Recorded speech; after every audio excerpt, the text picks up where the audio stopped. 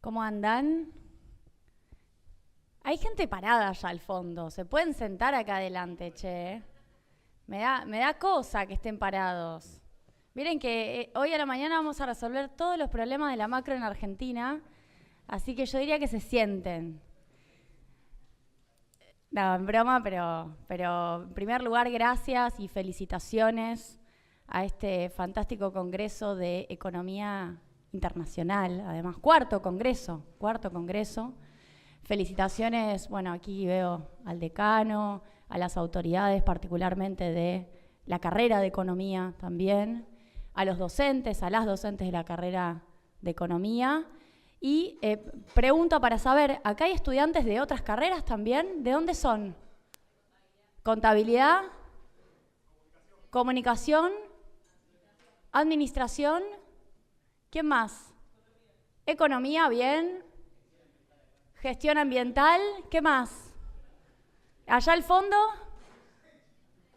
diseño, bárbaro, me encanta. Bueno, mejor aún, interdisciplinario, bienvenidos y bienvenidas a una charla de economía, que es muy importante además, que se hayan tomado el rato, gracias a las y los docentes por esto, porque en general los debates económicos, si no, quedan en un círculo muy chiquito de algunos, y después aparece algún que otro loquito por la tele, baja línea y termina presidente. Entonces, tratemos de apropiarnos de los debates económicos porque si no se vuelve una conversación solo para expertos. Y si algo permite la universidad pública y en esta batalla que estamos teniendo por la defensa de la universidad pública, que si muchos son de acá de Moreno o de algún partido cercano, sabrán que tener la Universidad Nacional de Moreno acá cerca es una oportunidad que es la oportunidad que tenemos para poder estudiar. De otra forma, irse a Capital, irse al centro es más lejos, posiblemente uno no lo haga. Y la defensa de las universidades es una tarea que en este momento la estamos llevando adelante y haciendo esta tarea defendemos a la propia universidad pública, poniéndola en valor y jerarquizándola. Bueno, quiero arrancar un breve reconocimiento. Ustedes saben que yo, además de la grata presentación que me hizo Haroldo Montagu, estoy en el Centro de Economía Política Argentina, que es un centro de economistas, de formación económica, pero además de producción de informes, al cual los invito a chusmear la página web www.centrocepa.com.ar, que como formados en la economía política, y quiero citar al gran Eduardo Basualdo, quien partió hace poco, docente de Flaxo, del área de Economía y Tecnología de Flaxo, que nos ha formado a muchos profesionales que hoy estamos en distintos lugares. Nosotros nos dedicamos a producir contenido y también a divulgarlo, y también a difundirlo. Quiero mencionar a una docente de la casa que es Mayra Blanco, integrante del CEPA y docente de la carrera de Economía. Aprovechenla. Hace muchos años. El CEPA nació en el año 2012, Estamos abiertos, digo, no necesariamente tienen que ser economistas. ¿Y por qué milito esto? Porque muchas veces las carreras son un primer paso y luego viene el debate, la producción de contenido, cómo entendemos la coyuntura económica y cómo la relacionamos con lo que estudiamos. Así que los invito a eso. También tenemos una diplomatura de Economía Política virtual para los que luego ya recibidos de la licenciatura quieran estudiar. Y no quiero dejar de mencionar, porque está en el público, a Julio César Nefa, gran amigo, grosso, mi reconocimiento a su trabajo y a la tarea que muchos siguen emprendiendo sin bajar los brazos, ¿no? No importa el momento político histórico. Habiendo dicho esto, y espero no olvidarme cosas importantes que decir, voy a tratar de hablar en dos registros, también por el público que tenemos acá. El registro del debate económico, que Pablo lo puso en un nivel muy interesante en términos técnicos, y el registro del debate público. Registro del debate público, porque tenemos que entender, en base a esta charla, quiero que se lleven algunas ideas en relación a qué es lo que está pasando en la Argentina y cómo lo podemos resolver, ¿no? O qué cosas tendríamos que resolver. Arranco. Para abajo. Ahí va. Bueno, esto es un poco lo que decía Pablo. A ver, nosotros en la economía Argentina o en cualquier plan económico del mundo, pero sobre todo en la economía argentina, tenemos dilemas. El gran dilema que plantea esta charla es tipo de cambio alto o tipo de cambio bajo. ¿Qué conviene? ¿O qué trae de bueno una cosa, qué trae de malo la otra? Esa es la pregunta de la charla. La charla se llama de una manera un poco más sofisticada. Política de tipo de cambio, términos reales de intercambio, empleo en países de desarrollo. En castellano, ¿qué estamos discutiendo? Las devaluaciones. Devaluar es subir el tipo de cambio. Las devaluaciones, ¿ayudan en qué? ¿Perjudican en qué? La apreciación del tipo de cambio, que sería atrasarlo, ¿no? O tipo de cambio bajo, para que entiendan a veces el arriba y el abajo. Ahora lo vamos a ver en un gráfico. La apreciación del tipo de cambio, es decir, que el peso de repente valga más en relación al dólar. Algunos acá son muy pibes, pero bueno, la convertibilidad, el 1 a 1 de los 90, ustedes son todos post-2001 me parece, pero bueno, en algún momento en Argentina hubo 1 a 1, es decir, con un peso se compraba un dólar, hoy estamos 1 a 1000, pero en algún momento era 1 a 1. Ese 1 a 1 significaba que el tipo de cambio, es decir, la relación entre el peso y el dólar, ponía al peso en un lugar muy apreciado, es decir, valía mucho el peso en relación al dólar. Y la pregunta que uno se tiene que hacer, para todo momento histórico, pero la verdad que para lo que fue la convertibilidad, el gobierno de Menem en los 90 es, ¿eso era de verdad? ¿Era posta? Es decir, ¿se podía bancar la economía el 1 a 1? ¿O era una especie de un ratito? Esa es la pregunta. Cuando ponía el ejemplo de la Ruta 22, el amigo Pablo, en realidad lo que estaba diciendo es, che, ¿vamos a llegar hasta Chile? ¿O el auto se me queda en el camino? ¿Aguanta que la economía, que yo me acuerdo que era chica, para hablar con mi psicóloga esto, porque yo me compraba el huevo Kinder. Y ahora me siento culpable, porque ahora que entiendo economía, digo, yo me compraba el huevo Kinder, que es importado, y gastaba dólares, como una boluda, que salía $1, $1, un huevo Kinder. Bueno, para que tengan una idea de lo que significaba la apertura de importaciones, ¿podíamos bancarnos que los pibes en Argentina compraran huevo Kinder? Claramente no. La estructura productiva en Argentina, nuestra capacidad genuina, de verdad, de producir esos dólares, de generarlos, como decía Pablo, de ponerlos en el Banco Central en las reservas, no nos daba la nafta para bancarnos un consumo en dólares tan barato. Es decir, de repente, ustedes no habían nacido, pero había gente que se iba al exterior, había gente que podía tener un poder adquisitivo que estaba un poco disociado de la capacidad argentina de financiar eso. Entonces, la discusión es el tipo de cambio. En ese caso, ¿qué finalidad cumplía? Voy a retomar a Pablo para no repetir y para no hacerles una ensalada. Pablo arranca diciendo, bueno, el tipo de cambio puede ser un ancla inflacionaria.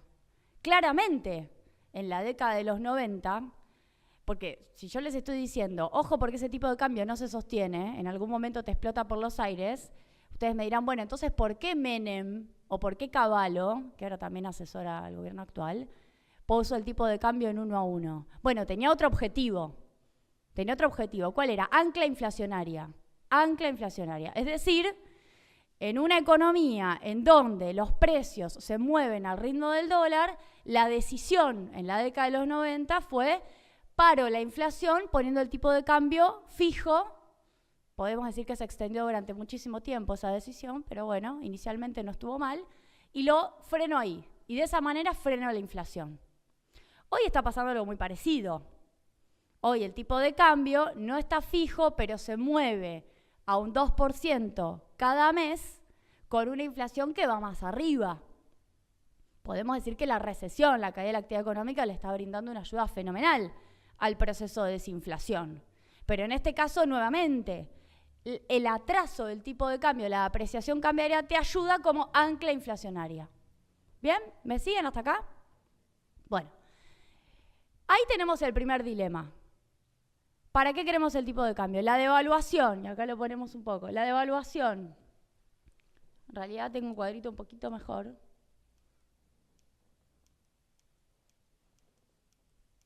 vamos con esto.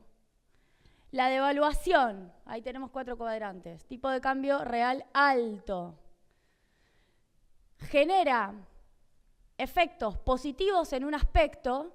Tenemos a la derecha estructura productiva desequilibrada de Diamant, mejora la producción de bienes transables, fomenta exportaciones, puede terminar generando vía protección o barrera protectora en términos cambiarios, un mejoramiento de la actividad productiva en términos industriales y, bueno, requiere sintonía fina en términos macro, no te alcanza solo con eso. Pero lo que quiero decir es, el tipo de cambio alto, y esto forma parte de la bibliografía en términos económicos, en general es el tipo de cambio que eligen los países que tienen problemas para competir con el resto de las economías avanzadas. Básicamente, si yo quiero que, el otro día hablaba con el dueño de una empresa en Berazategui, que hace una empresa de bienes de capital.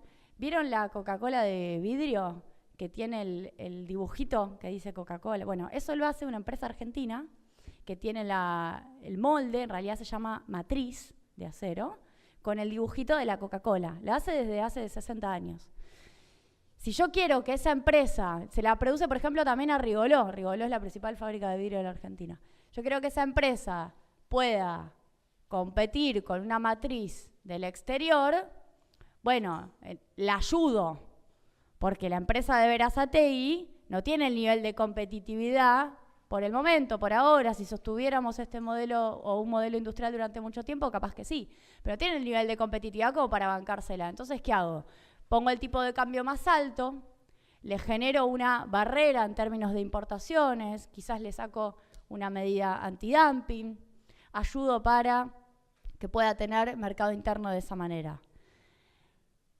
El tipo de cambio alto es la forma que encuentro durante un tiempo para resolver mi problema de la balanza comercial deficitaria. Durante un tiempo, ¿bien? Encarezco importaciones. Para conseguir mercados extranjeros, Marcelo Diamant suele plantear que el tipo de cambio no es la forma. Hagamos política exterior, ¿no? Digo, hagamos política en términos diplomáticos. Hay todo un debate sobre si la Cancillería no debería tener más cuerpos diplomáticos dedicados a las relaciones comerciales y no tanto a cuestiones solo de índole política. Ahora, el tipo de cambio alto, así como te genera algún beneficio en términos de balanza comercial, te genera un perjuicio. ¿En dónde? ¿Qué genera el dólar alto en la Argentina? ¿Por qué? Pérdida de poder adquisitivo. ¿Por qué? Ese es el resultado. ¿Qué pasa en el medio? Por los precios. Bien. En Argentina, no en todos los países del mundo, pero por nuestra historia, no hemos podido desconectar la suba del dólar de la suba de los precios domésticos. Siempre hay una conexión, ¿no?, en todos los países del mundo, pero tenemos una relación lineal y con un famoso pass-through muy elevado entre la suba del dólar y los precios domésticos. Entonces, tipo de cambio alto choca con salarios altos o con poder adquisitivo creciendo en términos salariales. En la vida hay que elegir, ¿no? O gobernar es elegir.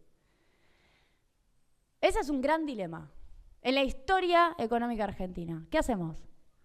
¿Mejoramos poder adquisitivo? Siempre en términos cambiarios, hay un montón de medidas extra. ¿Mejoramos poder adquisitivo, pero desprotegemos a la industria? ¿O hacemos que el saldo de balanza comercial nos dé mejor, tratamos de acumular reservas, pero los trabajadores en términos de poder adquisitivo medido en dólares y también medido en pesos por la inflación, que esperen? Ahí tenemos una típica decisión de política económica, que se toma todos los días. ¿Nunca escucharon hablar de que en años electorales se atrasa el tipo de cambio? ¿Escucharon hablar de eso? Bueno, porque en años electorales cualquier gobierno, de cualquier color político, créanme que acá mueren las ideologías, intenta que los votantes tengan un cachito más de plata en el bolsillo. Y si yo subo el dólar, y la gente un poquito me critica, mantengo el dólar quieto, además que está el concepto de estabilidad, y me tienen más paciencia. A la inversa, el tipo de cambio bajo, bueno, efectivamente, te estabiliza la economía, dólar quieto es no es excluyente, pero bueno, en general es sinónimo de precios más tranquilos, pero claro, te abre las importaciones, o lo que decía nuevamente Pablo, la cantidad de gente que está viajando por el mundo, que no somos nosotros, porque también hay una fragmentación muy fuerte en la sociedad argentina, hay gente que tiene la posibilidad de hacerlo, pero ahora se abarató, entonces lo hacen en mayor medida, ¿bien? Quería detenerme explicando esto que me parecía la base de la charla del día de hoy. Ahora quiero ir al tipo de cambio real. ¿Vieron alguna vez un gráfico de tipo de cambio real multilateral? ¿Alguien nunca lo vio? Muy bien. Me encanta la honestidad intelectual, para eso estamos acá. Está muy bien, claro. ¿Qué es el tipo de cambio real multilateral? El tipo de cambio es el peso contra el dólar. En este caso, como es multilateral, ¿con qué estamos comparando el peso? Con otras monedas, no solamente con una. ¿Con cuáles? Con monedas, no son todas las de todos los países, los 200 países del mundo. Elegimos algunos países, no nosotros, lo hace el Banco Central, que son los principales socios comerciales de la Argentina.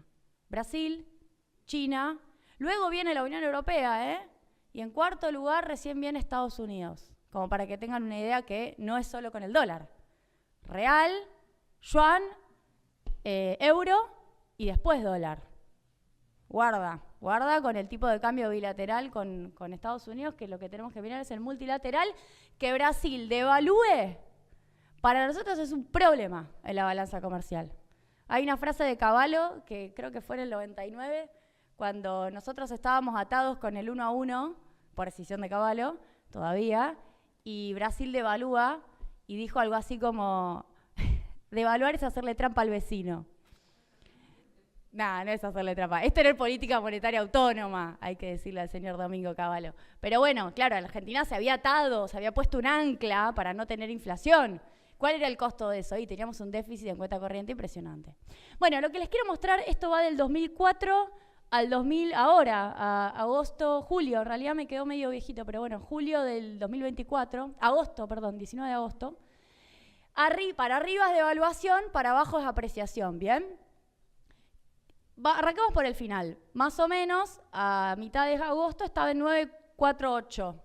Hoy, si no me equivoco, está en 9,90 y pico. Les estoy hablando, no es el que entran a ámbito financiero, no.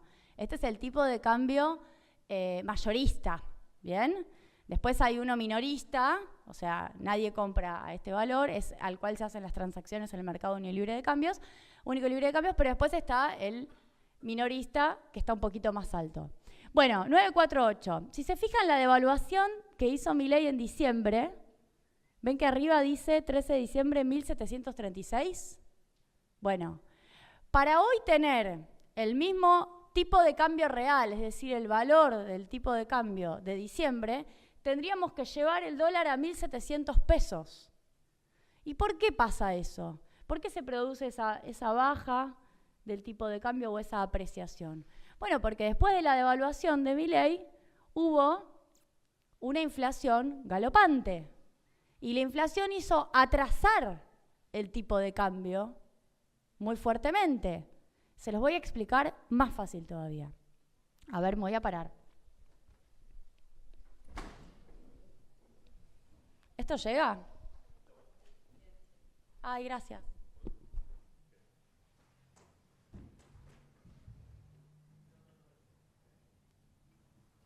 Hola.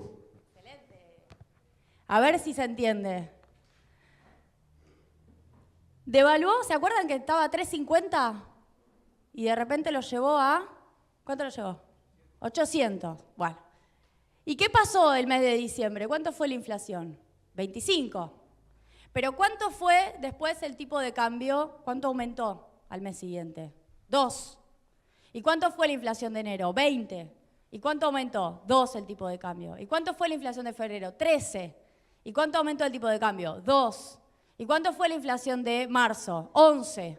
¿Y cuánto aumentó el tipo de cambio? 2. Eso, 2 contra 20, 2 contra 13, 2 contra 11, eso es atraso del tipo de cambio. ¿Me entienden? La inflación va al 2%, la inflación va al 10, al 15 y el tipo de cambio va al 2%. Eso hace que perdamos en muy poco tiempo, en 8 meses, el efecto que duró un ratito de la devaluación de la moneda. Es decir, ojo con las devaluaciones que sirven muy poco. Porque ¿para qué sirvió? Bueno, para tener obviamente un saldo de balanza comercial positivo al inicio y lo que llama el gobierno acomodar precios relativos. Pero hoy, si queremos volver al mismo nivel, tenemos que devaluar 96%, tenemos que duplicar el tipo de cambio. Ahora, yo quiero decirles otra cosa en relación a esto, que es un poco mirar la historia argentina, por lo menos de la posconvertibilidad. Como Argentina no resolvió su problema de déficit de la balanza comercial de manera estructural, cada vez que nos movemos, esto fue la Baña, Néstor Kirchner, estábamos en 1700 de tipo de cambio más o menos. Es como si nos hubiéramos quedado sosteniendo el tipo de cambio de diciembre. Cada vez que apreciamos la moneda, esta es la apreciación, si se quiere, post-2010. De repente, tenemos shocks devaluatorios. Esta fue la devaluación de febrero del 2014. Nuestro gobernador, Axel Kicillof, era ministro en ese momento, tuvo que corregir, no le quedó opción. La devaluación termina siendo el shock que le tenés que pegar al tipo de cambio para resolver el problema que venías acumulando. Miren la apreciación del 2015, la devaluación de Prat-Gay. Estas son las corridas cambiarias de Macri, porque el modelo financiero que decíamos más temprano estalló por los aires. Lo que digo es, cada vez que te corriste de un tipo de cambio alto, que ahora podemos discutir cuál es el ideal al cual tenemos que llegar, tuviste shocks inflacionarios, devaluatorios y después inflacionarios, que te generaron una rueda de inflación que iba cada vez más rápido. Hoy que tenemos un poco más de tiempo para pensar, yo diría, tratemos de revisar este proceso, que tuvo distintos modelos, pero tratemos de revisar qué es lo que necesita la economía argentina y si la apreciación para conseguir más salario en dólares conviene o si te acumula problemas que después no puedes resolver. Quiero ir a la balanza comercial. Bueno, ese era el caso de Brasil. A ver, miren la balanza comercial. En los 90, con el 1 a 1, que yo les contaba más temprano, ¿vieron alguna vez un gráfico de balanza comercial? Tampoco. Muy bien, los demás lo vieron todos. Las barras van para abajo. Bueno, dio negativo. ¿Por qué? Bueno, porque el 1 a 1 hacía que yo me pudiera comprar el huevo Kinder y unos tantos más se pudieran ir a Miami. Entonces, claro, perdías dólares. La suba del dólar, recuerden la suba del dólar que vimos, dólar alto, permitió tener resuelto o más resuelto el frente externo. Y empezás a tener problemas, acá no está cruzado por tipo de cambio, pero no importa, se lo acuerdan, el momento de la apreciación cambiaria que les mostré recién, empezás a tener problemas en términos de frente externo. Estoy haciendo un análisis, estoy haciendo un reduccionismo, pasaban otras cosas. Como ganábamos poder adquisitivo en dólares, también en este caso, últimos años, 2012, 2013, 2014, 2015, el consumo interno de electrodomésticos, electrónica de consumo, de autos, el consumo energético argentino, sin haber resuelto todavía la balanza energética, había generado problemas en términos de déficit comercial. Y acá en realidad esto es otro modelo, 2016, Macri, esto ya es directamente apertura importadora lisa y llana, ¿bien? A pesar de que las Expo no se habían portado tan mal con Macri. Ahí vamos. Bueno, esto es ahora la devaluación que les conté de Milei, de diciembre del año pasado. Fíjense el superávit de balanza comercial que generó esa devaluación. Es decir, subió el dólar, todos perdimos poder adquisitivo, pero este es el lado B, o mejor dicho, este es el lado A de la devaluación. Generó un lindo superávit de balanza comercial. ¿Con qué lo financiamos? Con menor consumo. ¿Cómo lo explicamos? Con menor consumo, caída importadora, es esta línea roja, las importaciones se deprimen fuertemente y las Expo además tienen un empuje por la balanza energética a la cual les fue bien. ¿Me siguen hasta acá? Esta sería una explicación, ni siquiera me metí en todo el título de la charla, es tipo de cambio, balanza comercial, fin. Tipo de cambio, balanza comercial. Si entendemos eso, entendemos una parte importante de la cuestión. Y acá algo, y ya nos empezamos a meter en la charla, voy a mostrar solo 2 gráficos, después les podemos compartir obviamente la presentación, que tiene que ver con cuando vos subís el tipo de cambio, ¿hay proceso sustitutivo? Es decir, vos subís el tipo de cambio, devaluás, el agregado de valor por cada importación no aumenta. Esto es PBI contra M y índice de tipo de cambio real. No aumenta, al contrario, termina cayendo. Y tengo otra más, a ver, quería mostrar, esta. Relación inversa entre tipo de cambio real multilateral alto e incidencia de importaciones. Esta era en realidad la que quería mostrar. Tipo de cambio alto, caen las importaciones. Tipo de cambio empieza a bajar, suben las importaciones. ¿No? Ahí tenemos el principal efecto de la devaluación y de la apreciación. Esta tijera, es realmente una tijera, bueno, es lo que todavía no pudimos resolver. ¿Por qué? Porque como no le encontramos la vuelta a financiar este nivel de importaciones, lo más probable, más tarde o más temprano, puede ser el año que viene, puede ser el siguiente, puede ser el 2027, va a haber un shock devaluatorio. La pregunta es ¿cuándo? Porque existir va a existir. En todo caso es ¿cuánto tiempo tiene esta administración económica para aguantar? Bueno, depende de lo que haga. El blanqueo le dio 19.000 millones de dólares. El RIGI, hay que ver, dicen que hay 3 proyectos, todavía no hay ninguno declarado, le podría dar un poco más de tiempo. Ahora que ganó Trump, si el Fondo Monetario Internacional le quiere dar plata, tendrían un cachito más de tiempo. Pero es un problema de tiempo, no es un problema de que el modelo se resolvió. Yo siempre digo, así como Menem podía elegir en el 89, cuando se va Alfonsín, entre abordar estructuralmente el problema de la deuda y de la restricción externa o taparlo, eligió taparlo. ¿Con qué? Con privatizaciones y con endeudamiento, 1 a 1. ¿Cómo salió? Horrible. Mal salió. Nos estalló a todos, 2001. Macri, diciembre de 2015, 2016, podía elegir. En ese momento además teníamos un fenómeno de desendeudamiento más interesante. Continuar el proceso de resolución de los problemas estructurales o utilizar el desendeudamiento como plataforma para hacer carry trade y atrasar el tipo de cambio. Bueno, eligió eso. ¿Qué puede hacer Milei ahora? Lo mismo, resolver el problema estructural, resolviendo la deuda y generando más exportaciones por las buenas, o tapar el problema. ¿Qué está eligiendo? Tapar el problema. Con blanqueo, con RIGI. Quiso con privatizaciones, no le salió. Propuso 40, está avanzando con algunas. Propuso 40 realmente, 41 privatizaciones. El Congreso le frenamos varias, quedaron 8, pero las 8 que quedaron a Milei no le gustan. Quisiera vender YPF, quisiera vender el Banco Nación, quisiera vender ARSAT. Va a ir avanzando con eso seguramente. Pero lo que quiero decir es finalmente la discusión es cómo se financia el modelo. Los términos del intercambio no estamos tan mal como estábamos en otros momentos. Desde 1960 al 2024, los términos del intercambio han subido un escalón. Los términos del intercambio es cómo está Argentina respecto de la canasta exportadora en precio de sus exportaciones. Si lo que nosotros vendemos mejora o no mejora el precio internacional. Bueno, quiero por último, voy a pedir un minutito más. Un minutito más. Que es la pregunta. Y si sale bien, yo les pregunto, ¿qué cosa? Si sale bien, ¿qué?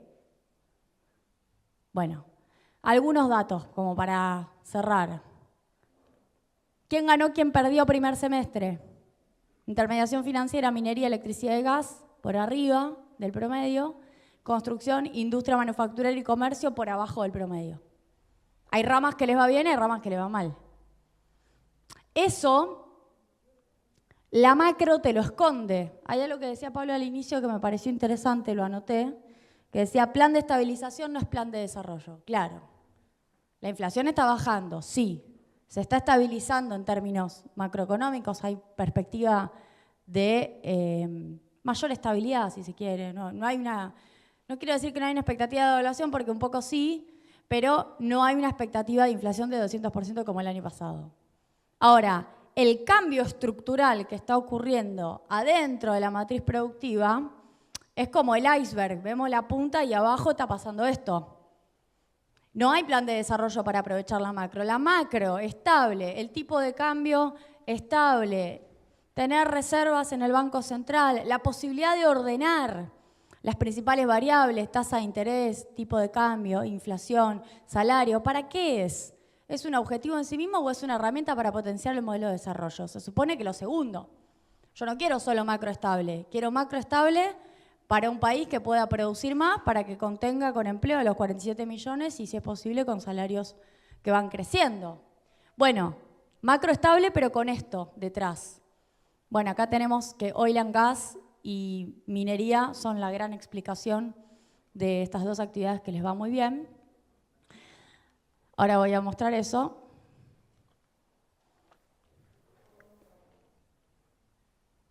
Ahí va. Bueno, esto es un poco deuda. En los primeros 6 meses, 12.800 empresas menos, de las cuales 99,7 tienen menos de 500 trabajadores. Acá en moreno deben haberlo visto muy de cerca. Y de la industria manufacturera, 939 industrias menos.